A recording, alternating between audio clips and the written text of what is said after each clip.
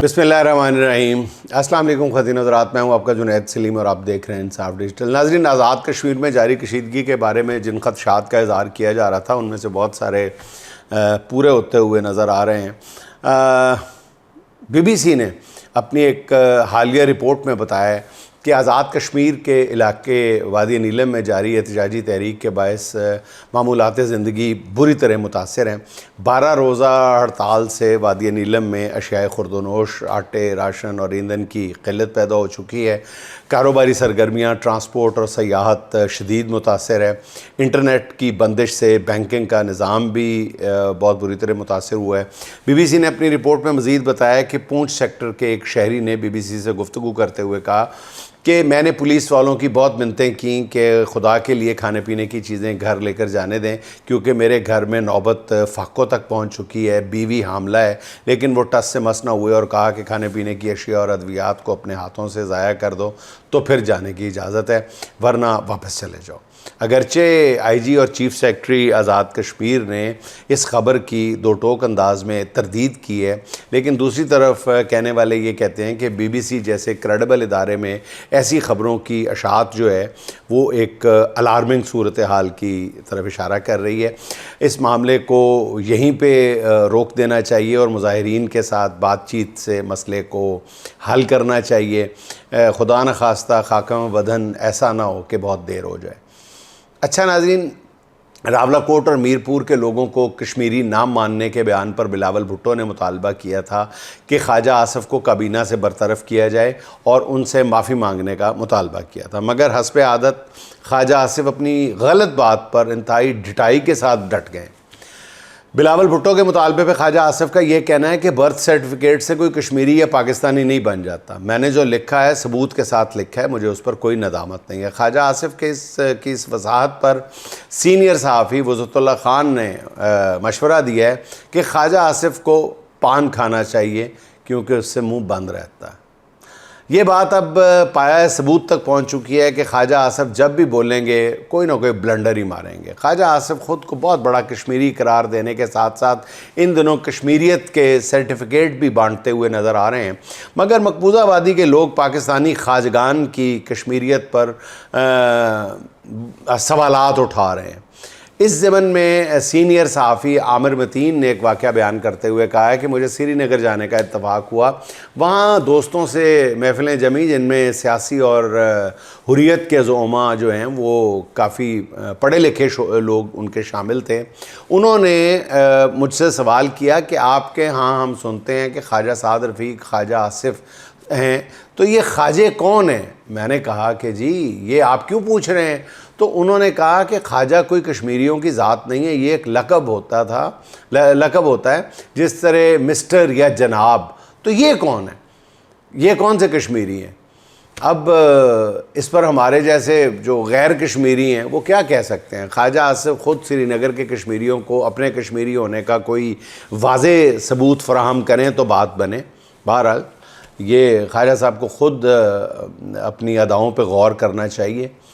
अच्छा नाज़रीन, जब से आज़ाद कश्मीर में मुज़ाहिरीन और हुकूमत के दरमियान कशीदगी शुरू हुई है, पाकिस्तान में कई लोग ख़ुसूसन नून लीग से हमदर्दी रखने वाले दानिश्वरों का असल चेहरा भी सामने आ गया, जिन्होंने आज़ाद कश्मीर के मामले की आड़ में ओवरसीज़ कश्मीरियों के ख़िलाफ़ हर्जा सराई शुरू कर दी है। मारूफ सहाफ़ी जनाब मोहतरम इब्सार आलम ने तो सारी हदें पार कर दी।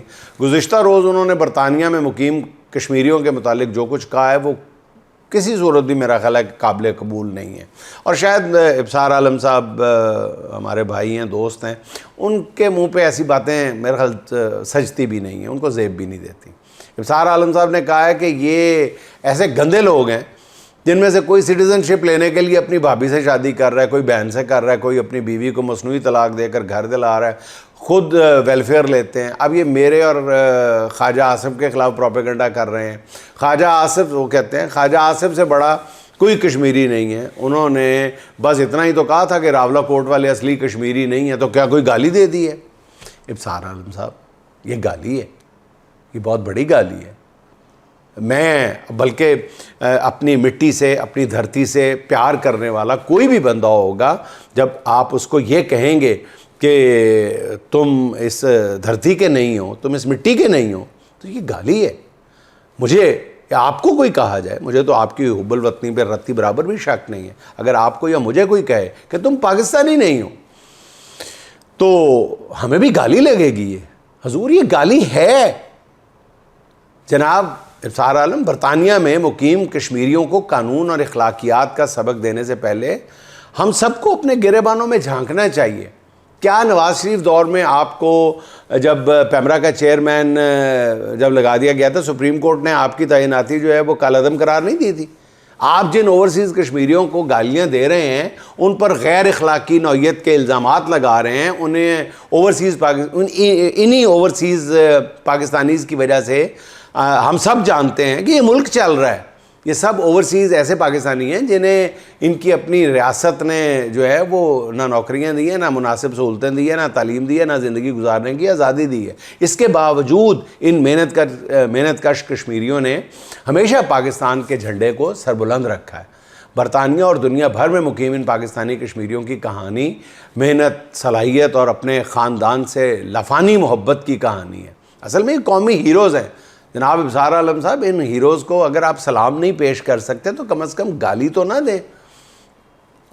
اچھا ناظرین، متنازعہ آئی ٹی بل پر وزیر اعظم کی قائم کردہ 11 رکنی کمیٹی نے رپورٹ پیش کر دی ہے، جس کے مطابق وزارت قانون اور انصاف نے یقین دہانی کرائی ہے کہ کسی نجی فرد یا نجی قانونی ادارے کی زمین، عمارت، جائیداد یا اثاثے کے استعمال یا رسائی سے متعلق کوئی قدم مالک کی رضامندی اور باہمی معاہدے کے بغیر نہیں اٹھایا جائے گا.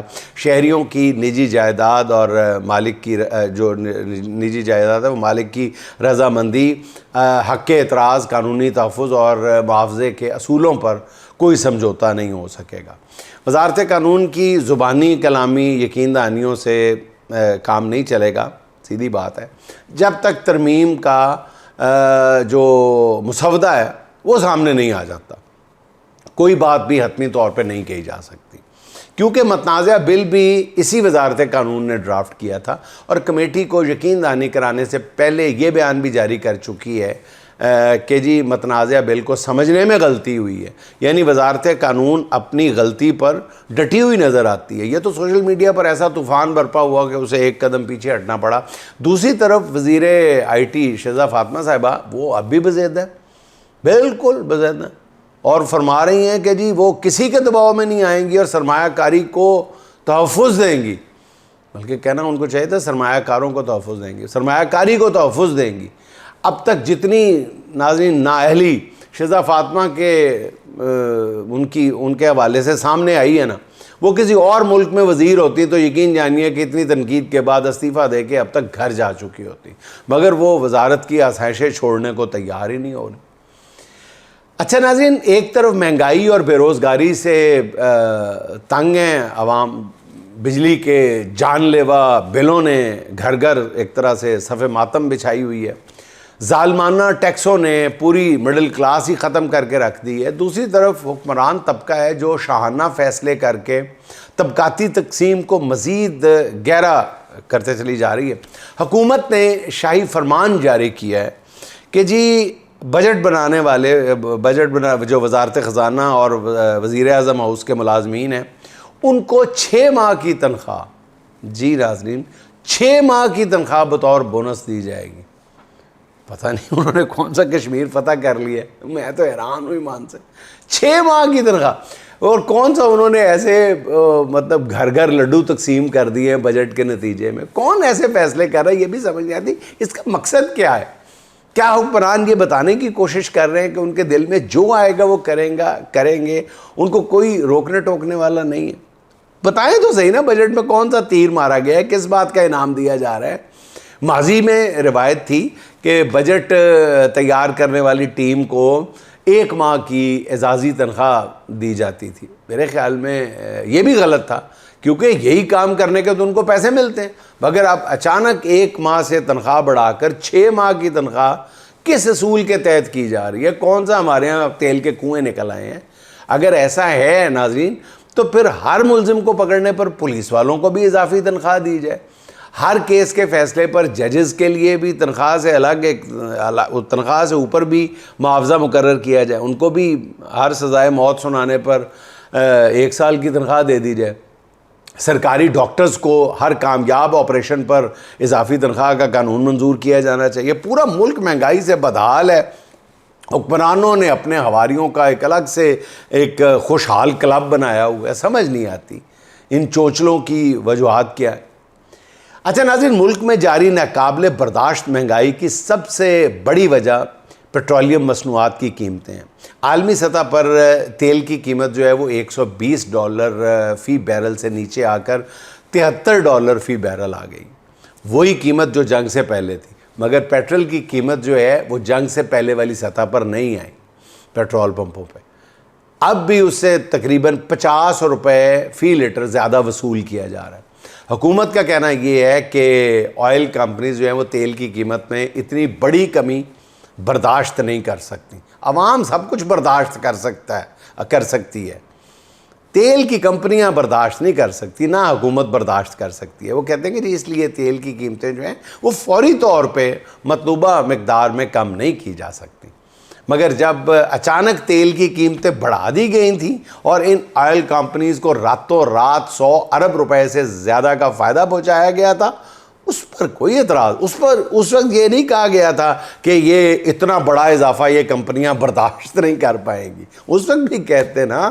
اچھا، گیس کی قیمتیں کم کرنے پر کوئی بات نہیں کر رہا۔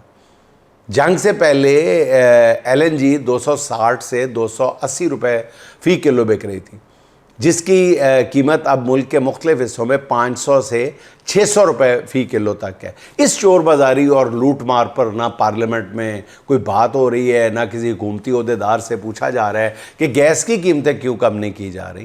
سوئی گیس کی فراہمی کی صورتحال بھی انتہائی خراب ہے۔ 24 گھنٹے میں سے زیادہ 6 گھنٹے گھروں میں گیس آتی ہے اور بل ہزاروں میں آ رہے ہیں۔ پیٹرول کی قیمتوں پر تو چلیں بات کسی نہ کسی انداز میں ہو ہی رہی ہے، مگر گیس سیکٹر میں جو اندھیر مچا ہوا ہے اس پر کوئی نہیں بول رہا۔